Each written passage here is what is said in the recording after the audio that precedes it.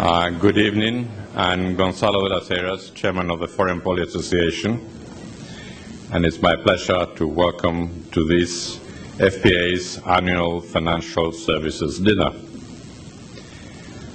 On behalf of the Foreign Policy Association, I would like to thank our honorees, Peter SCATURRO and Peter Wolfley, for bringing out such a good crowd and, of course, for helping us reach our financial goals for this fundraising dinner. Economic interaction between nations is one of the elements that shape foreign policy. And within this context, the role of financial markets is of a special interest. For example, nearly $2 trillion worth of currency now moves across the borders every day, and roughly 90% of this is accounted for by financial flows unrelated to trades in goods and services. We also meet at a time when there is a turnover at the head of the Federal Reserve, and there is also growing concern about economic imbalances in America's economy, the largest in the country's history. As The Economist just recently flagged, part of America's current prosperity is based not on genuine gains in income, nor on high productivity growth, but on borrowing from the future. The words of Ludwig von Mises, an Austrian economist of the early 20th century, nicely sums the illusion. It may sometimes be expedient for a man to hit the stove with his furniture, but he should not delude himself by believing that he has discovered a wonderful new method of heating his premises. In the coming months, the Foreign Policy Association will be asking what are the foreign policy implications of America's deficits, what can the Federal Reserve do about these deficits, what can policy measures do about them, can America retain foreign investment? One thing is for certain, a large, powerful economy is central to U.S. international influence. We have in our midst a past honoree of this dinner who has contributed greatly to the stability of the U.S. economy, and would like to welcome him back to New York. Bill McDonough, where are you?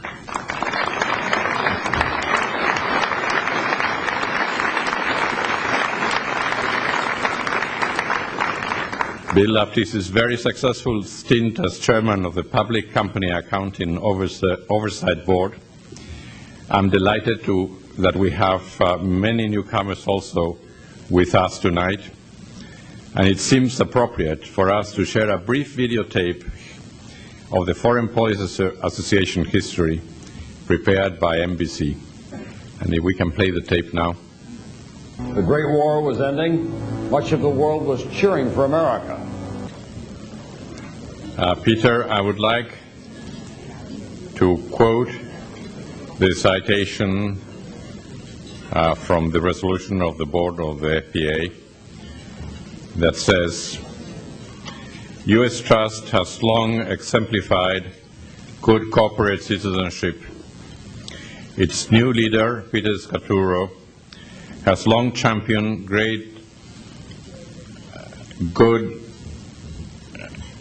the greater good of the communities in which U.S. Trust gives back. His commitment to corporate social responsibility is evidenced by his numerous non-for-profit affiliations where, as with the Foreign Policy Association, his involvement has made all the difference. The Foreign Policy Association is proud to present its Corporate Social Responsibility Award to Peter SCATURRO.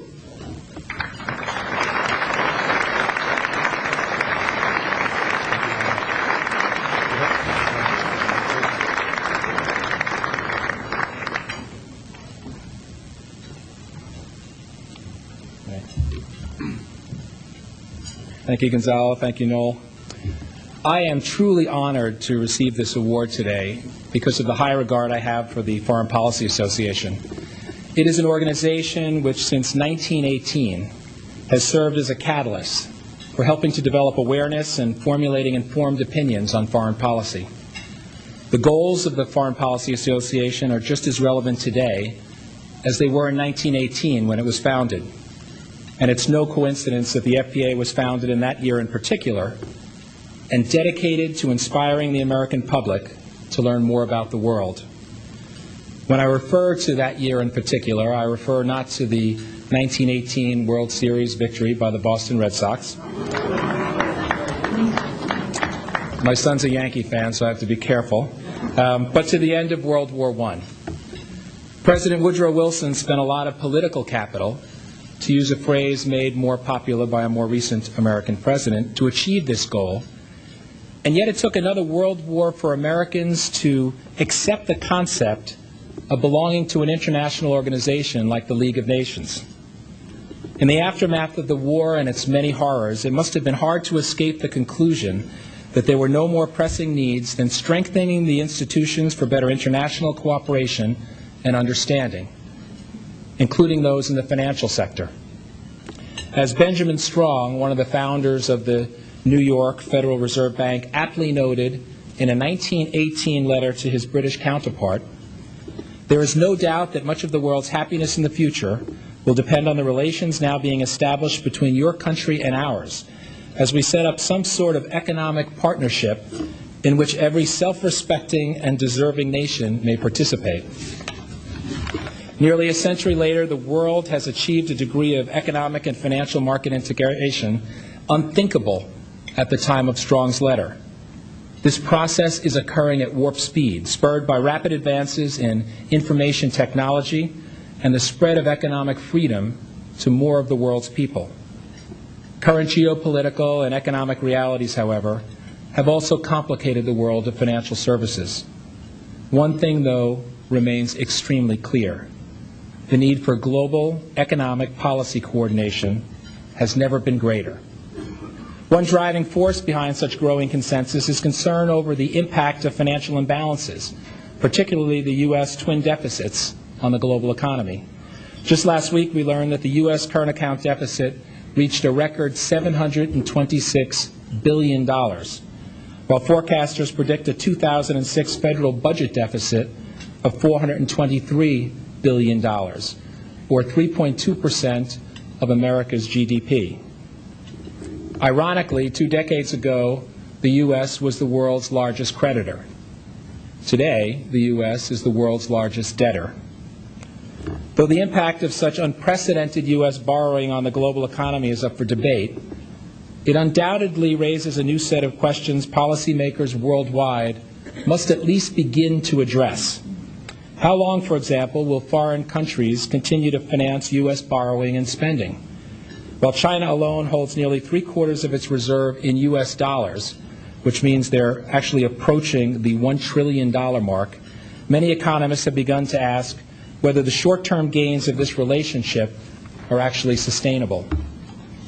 The U.S. budget deficit, which increased or decreased actually roughly $319 billion in 2005, but is once again on the rise, is also a concern for many people. High oil prices, the rising costs associated with health care, and spending related to the war on terrorism all come as the baby boomers set up to retire. Net U.S. savings are currently equivalent to less than 1% of GDP, a trend that has also found its way into personal finance, where savings have dropped to the negative for the first time in our history. And how to cope with the world's emerging markets? In the post-globalization era, rich countries that ignore the rise of developing economies do so at their own peril. Witness the rise of China and India. Who would have thought 25 years ago that China's reserves would surpass those of Japan as the world's largest, as they are set to do this year in 2006? These new players must be integrated into a global system that rewards strong economic policies and procedures, or risk the market disintegration seen in the late 1990s in Asia and Mexico. In this new interconnected world, small acts can also be amplified in very constructive ways.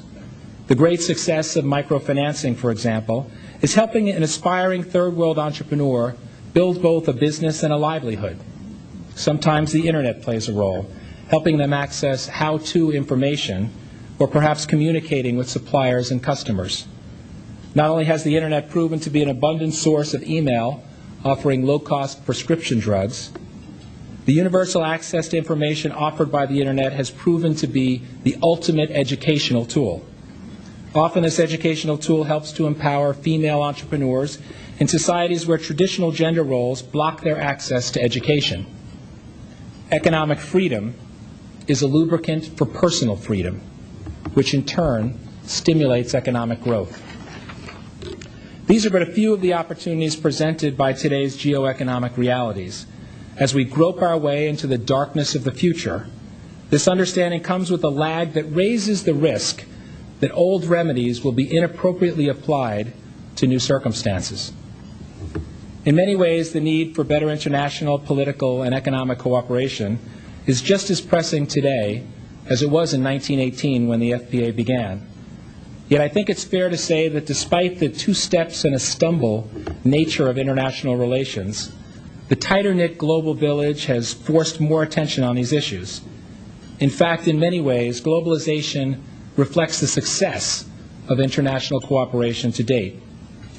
Increased mutual dependence, the tie that binds, forces increased attention to issues that would otherwise rank far lower on the political agenda. If all politics is local, then surely the world is becoming more local. So far in my remarks, I have refrained from giving you my opinion as to how all of this uncertainty relates to wealth management. How in a world with all this complexity and geopolitical uncertainty does one make informed decisions about his or her own wealth? How does one utilize the myriad of financial engineering tools, hedge funds, venture capital, and private equity to protect and enhance one's wealth? How does one sort through large cap versus small cap, or domestic versus international?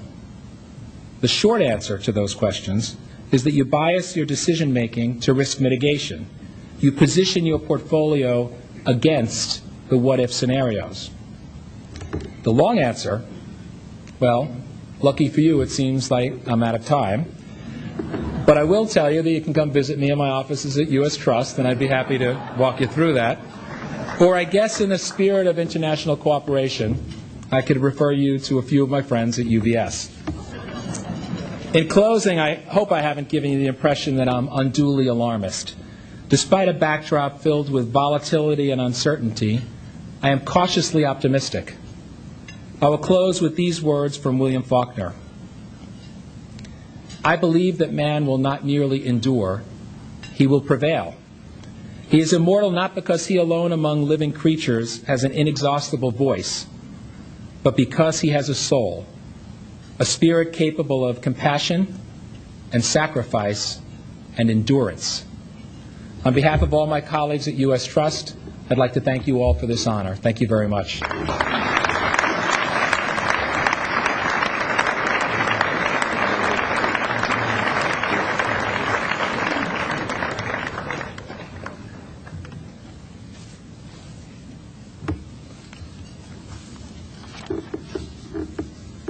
I'd like to ask Mark Sutton to join Noel Latif and me here at the podium.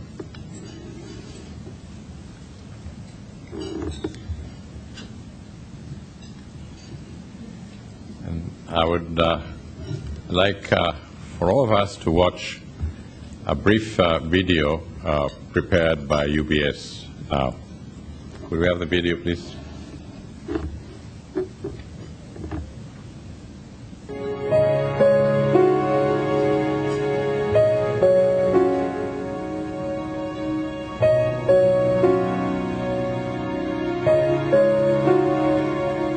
One effect of increasing maturity is that it leads to a greater sense of responsibility, being aware not just of yourself, but of others around you. And more importantly, recognizing the effect your actions can have on other people.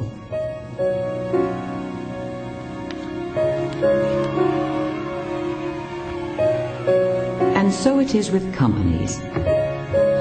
They have to have a strong sense of responsibility towards those people and societies they work with.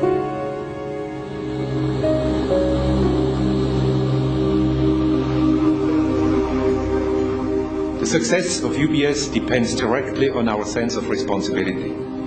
We are a successful company, and our most important contribution to the environment and to society is to conduct our business not only efficiently, but also in a responsible way. For UBS, responsible corporate conduct is integral to the way we do business.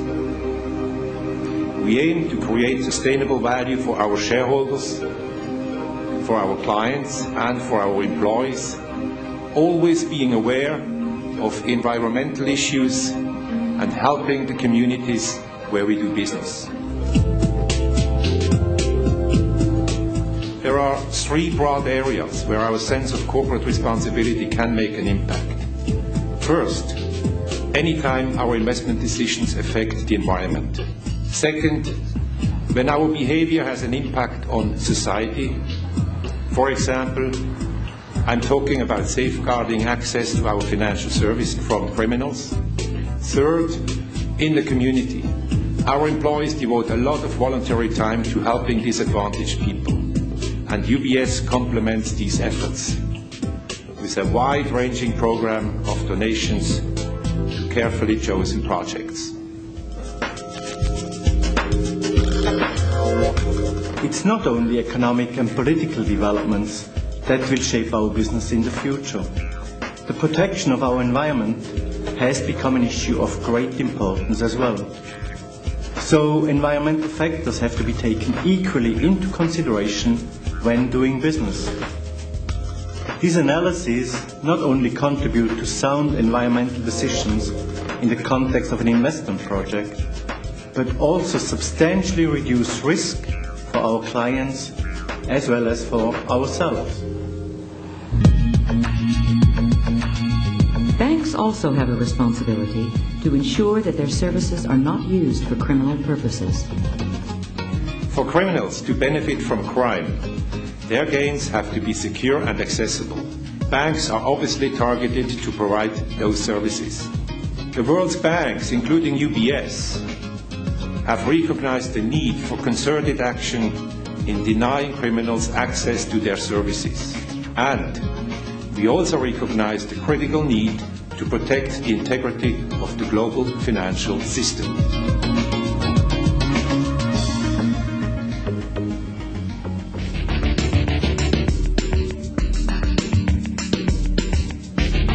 There are many examples of where UBS is providing community funding, and our employees across the world are willingly giving their time and money to people who need it. I'm convinced that conducting our business responsibly is one of the most important contributions UBS can make to society. It is the personal challenge of every single UBS employee to behave responsibly in every part of the world.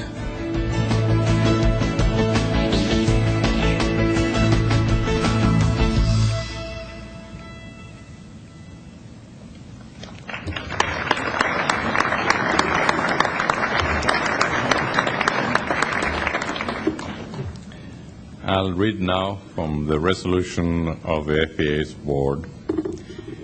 The Foreign Policy Association is proud to recognize UBS with the Corporate Social Responsibility Award. The award is presented for outstanding corporate citizenship. No institution can thrive for long if the community in which it does business is not doing well. Peter Woofley is the human face on one of the largest financial services institutions in the world, measured by assets under custody. We recognize today his leadership and the service of his institution to the many communities around the world that it serves. He is represented by Mark Sutton, Chairman and CEO, UBS for the Americas. Mark, my pleasure.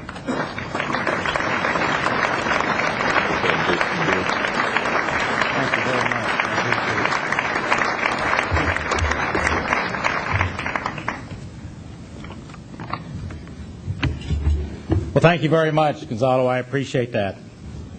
And first of all, let me say on behalf of our CEO, Peter Wolfley, I'm proud to accept this award for UBS. It's truly an honor to be recognized by the Foreign Policy Association and to have such company as Peter SCATURRO and U.S. Trust. It truly is an honor.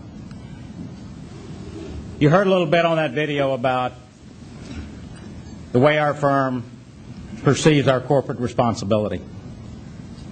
We think that responsible corporate conduct is integral, not just to our business, but to all businesses. The most important contribution that corporate citizens make to society is to conduct business not only efficiently, but also responsibly. Businesses must create sustainable value for shareholders, clients, and employees. At the same time, they must remain conscious of the environment and social issues pertaining to the firm, and consistent with that, aim to help the communities in which they operate. An important way for financial institutions to fulfill their social responsibility is to ensure that their services are not used for criminal purposes. The threats that we face today from money laundering and terrorism are real, and we all have a responsibility to contribute to the fight against them as effectively as we can. It's not only economic and political developments that shape business. The protection of our environment has become an issue of great importance as well. Therefore, we all need to take environmental factors into consideration when doing business, and we must integrate environmentally sound practices into all of our operations. Good corporate social responsibility also requires insight and commitment. When it comes to community development, companies should aim to build lasting partnerships to ensure that their contribution has the greatest possible impact on the communities that they serve. Communities throughout the world need our help. Direct cash donations are one way to help, and matching employee donations are another.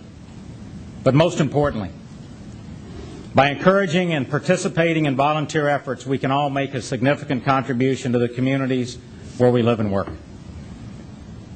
Conducting business responsibly is one of the most important contributions we can make to society. On behalf of all of my colleagues at UBS here tonight, on behalf of our CEO, Peter Wolfley, again, I want to say thank you very much for this award.